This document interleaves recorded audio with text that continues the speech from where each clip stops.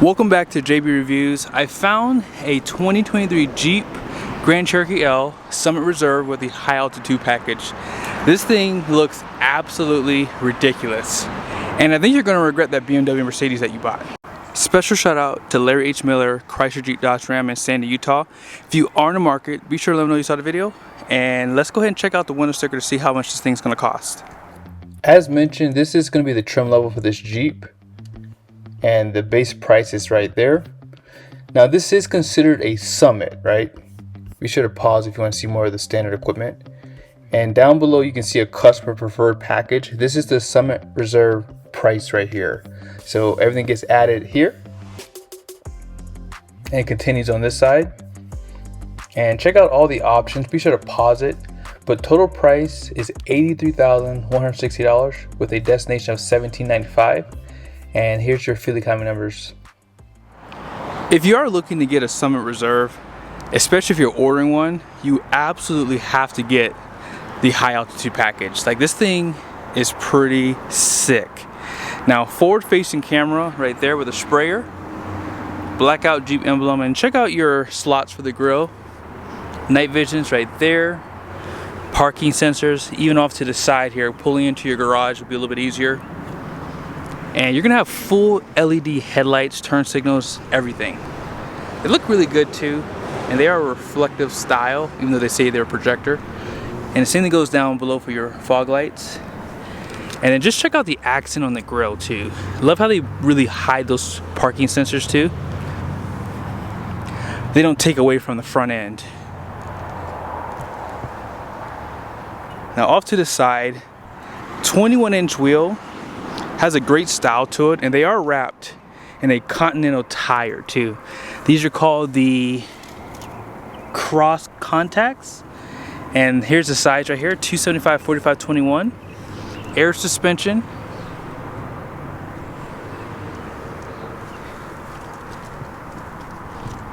And then check out the mirrors too. Turn signals right there. Camera, and there's a puddle light right there. And these are going to be heated with blind spot monitoring. All the trim around the windows are blacked out. You have smart key system on the front and rear doors. And because it has the air suspension, you don't really need the running boards. And that air suspension is going to be 4 corners. And as I said up front, they do put that parking sensor on the side back here too. Full LED tail lights.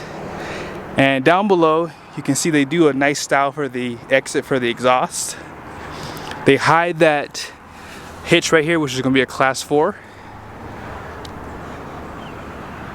And all the badges, as you would expect, are blacked out. There's 2 cameras back here. There's one here. This is going to be for the rear view mirror, and you can squirt that and clean it off. And then this is the backup camera. Now let's go ahead and pop the trunk too. Power lift gate, and the third row seat is down, but subwoofer's back here, and you have this where you can adjust the tailgate, and you have these tie downs. And here's some of the seat controls. 12-volt power, and they give you 4 USBs out back. And check out the roof, suede, and they also wrap some of the pillars in that suede too. A little bit of storage down below here. And let me just drop this on the ground for a second so you guys can see this a better view. I'm gonna go ahead and put the seats up.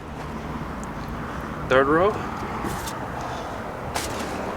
You can also drop the 2nd row too from back here.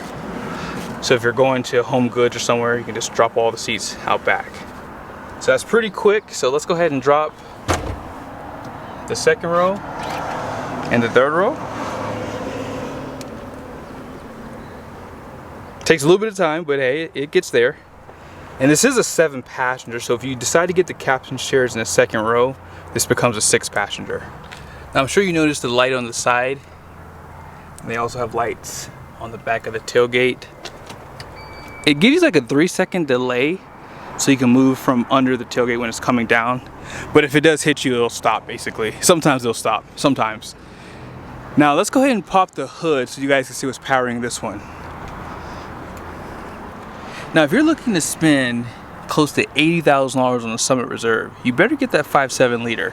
Now, obviously this has more horsepower and torque, but the biggest selling points for me is you get the 8 HP 75 transmission. Now, don't get me wrong, the V6 has a great transmission behind it, and it's also 8-speed. But the 850 RE behind that V6 is basically a car transmission. That's what I call it basically. The 8 HP 75 is in the Ram 1500s and heavy duties. So in my opinion, I think that transmission is gonna be more robust, but it shifts really smooth and it puts the power down great. 357 horsepower, 390 pound-feet of torque, and you're gonna have a little higher gross vehicle weight rating, which is gonna be good for towing if you decide you need to do that. The moment you all been waiting for, like this interior.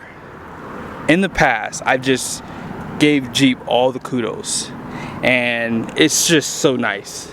The wood trim, all the controls, everything just looks really upscale. I feel bad for them when they have to redesign this. Like, I don't know if they can do any better.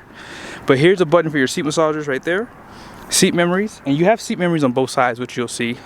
Aluminum styling for the door handle, and you can feel the grain in the wood too. This is like a real wood trim piece.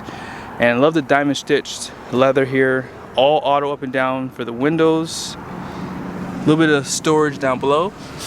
And check out down here. They do wrap this all in leather and they stitch it for you.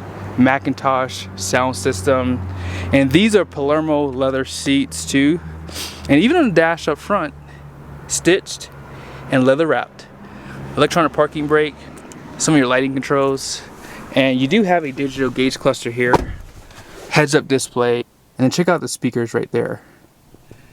You can see that suede up here too, and even this trim piece is just done well. Now, they do give you the larger screen here. I believe this is a 10.1. Let's go ahead and start it up. See some of the animations there.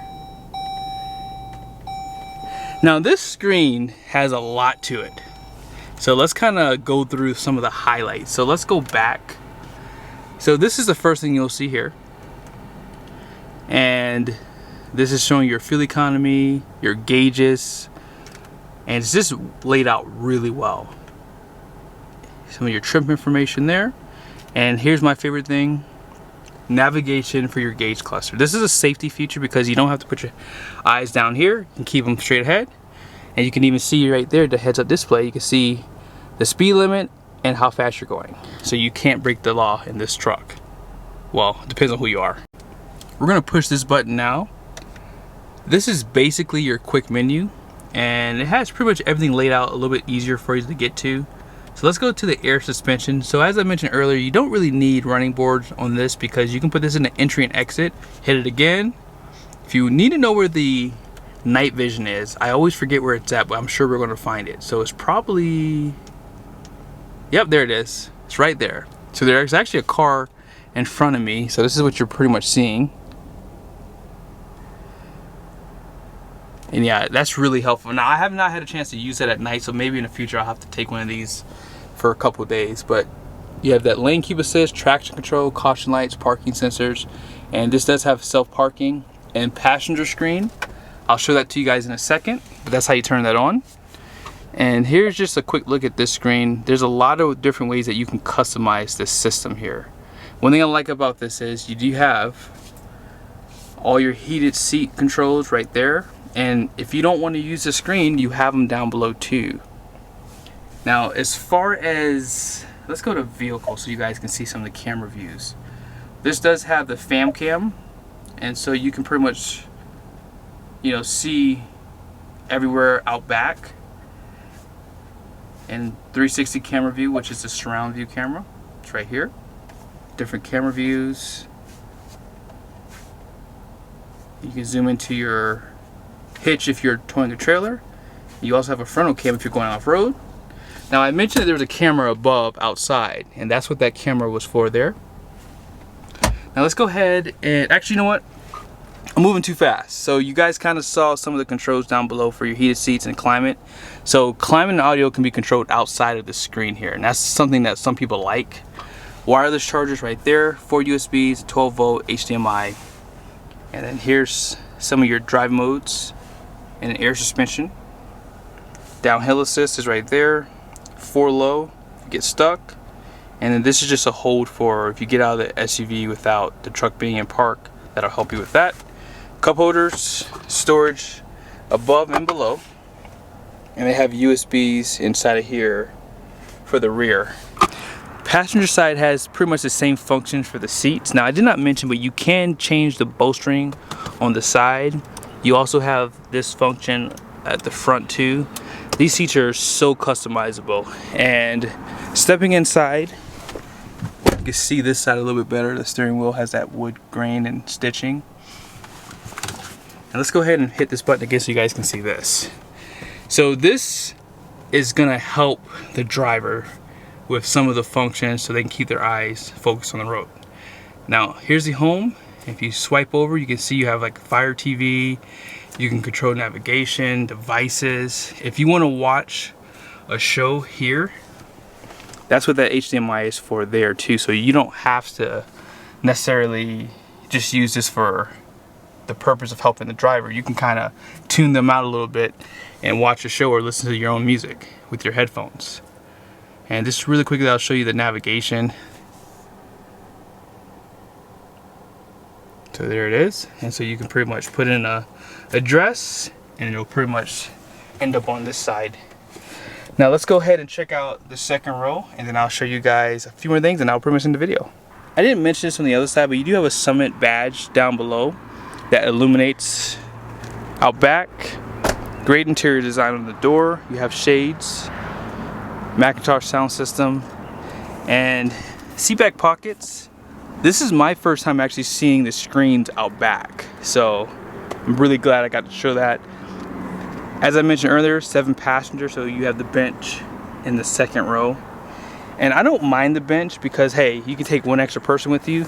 The only thing I'll say is, let's see if I can get this seat to go back. Yeah, this seat is all the way back. And this is why I would prefer the Wagoneer, because this is way too close. But you have headphone inputs.